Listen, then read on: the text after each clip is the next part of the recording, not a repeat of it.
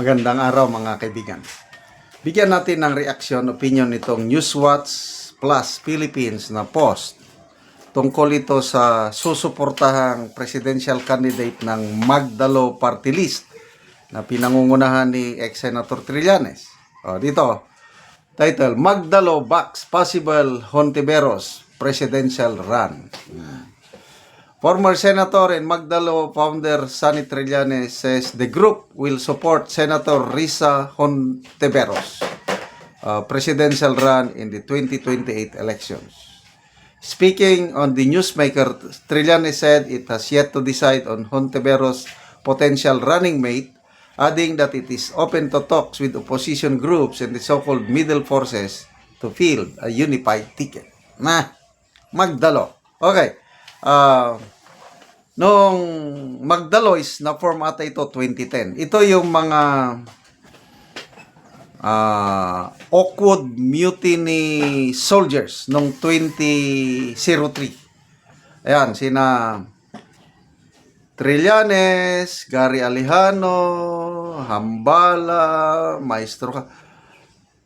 Basta yung mga lieutenants, captains na nag-stage ng Oakwood Mutiny 2003. So, nung una silang lumaban as party list, nananalo sila. Magdalo claims, they represent around 200,000 retired soldiers, men and women in uniform. Kaya, nung una, nananalo sila. Kailang, lately, wala na. Nung nag-iba na ang landas ni Trillanes,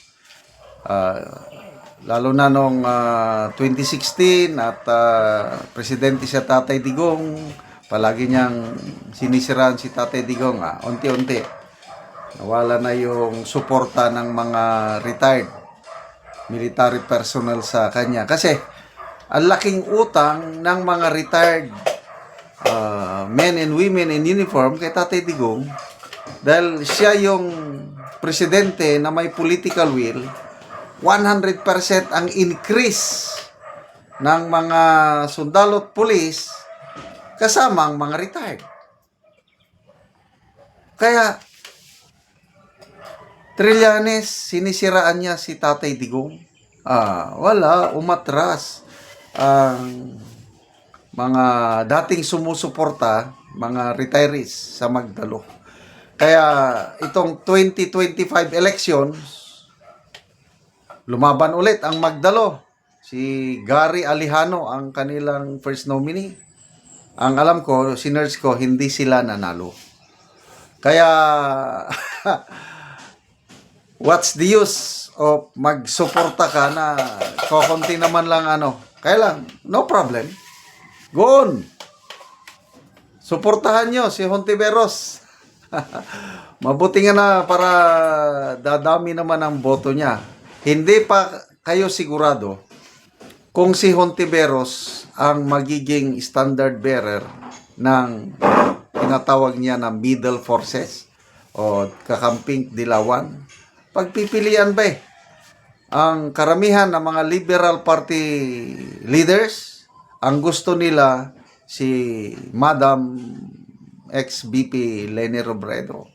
Kasi siya ang pinakamalakas. Sa mga surveys, si Madam Leni ang sumusunod palagi kay VP Sara sa mga surveys.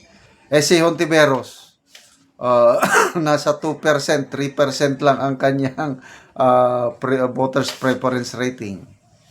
Paano mananalo?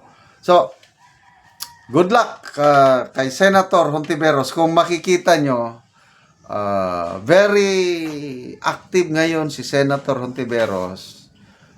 Lahat na lang ng mga activities sinasama niya. Example, World Jihad, yung ng mga Muslim ladies, Jihad Day. Nako, suot siya. Nagmukhang Muslim siya. Ay sabi ng mga nagkukomment, oh, you are not a Muslim. Tapos, Ramadan. End of Ramadan, nagsuot na naman siya ng ganun. Ano pa? Yung, may nakita kong post sa Sambales. Wow! Sumama siya sa mga mangingisda. Nangisda rin siya. Lahat na lang ng gimmick. Kailan ba yun? Valentine's. Nagbigay siya ng mga flowers sa mga senior citizens. West Philippines sa ano ito? Pag-asa Island o Kalayaan Island Group, Pag-asa Island, pumunta siya, sumaludo siya doon sa lahat na lang. Nagsimula ang giyera sa Middle East, nag-press conference kagad, nagpatawag ng ceasefire, nag-utos siya, tigil nyo. And then mamaya nag-propose siya ng budget, 58 billion para sa pagtulong sa mga Pilipino maapektuhan ng giyera. Ano nang nangyari sa proposal niya? Wala rin.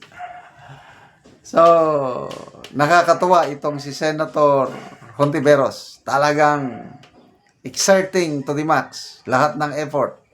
So sana siya ang mapiling siya ang mapiling standard bearer ng kakamping. Nakikita ko na kawawa kung siya ang talagang ilalampaso siya ni BP Sara at makakatikim siya ng sure defeat. Kaya go magdalo. Alala ko si Captain Hambala ba yun? Wala na. Naging preacher na. Ang nakakatuwa, yung mga core leaders ng Oakwood Mutineers, yung mga official, mga PMEers, karamihan sa kanila naging servant of God. Nagsiserve na sila ngayon ng mga pastor. Lalo na kasi nung nangyari yun, parang nakulong sila, may lumapit, nag-Bible study, and then yun na. Nagkaroon ng transformation ng kanilang buhay at ngayon, nagiging productive, na sila, mga servants ng Diyos, yung mga kasamahan ni Trillanes sa Oakwood, sa Magdalo. Salamat mga kaibigan sa inyong pagsubaybay sa ating channel. Nakakatulong kayo ng malaki sa tribong Talandig ng Bukidnon dahil ang income natin sa channel ito is pantulong po sa tribo. Namimigay tayo ng libreng yero at pako para makapagpatayo sila ng mas maayos na tirahan. Kaya panoorin ninyo ang video na ito. Karon mo na ni ang among gihatag nga yero sa nagpatindog sa balay. So yan na ning pag-aatupan.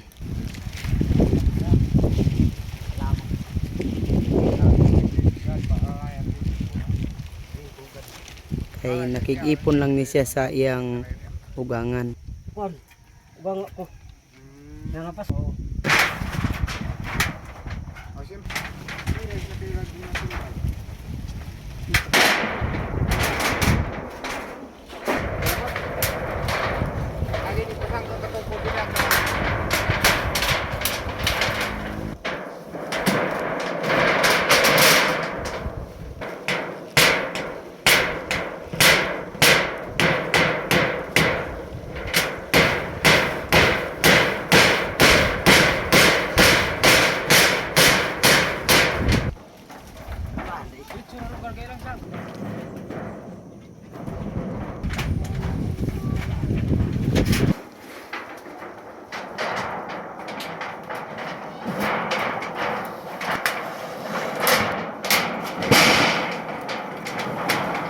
Ug karon humanagid sa pag-atop ang among ginahatag nga yero.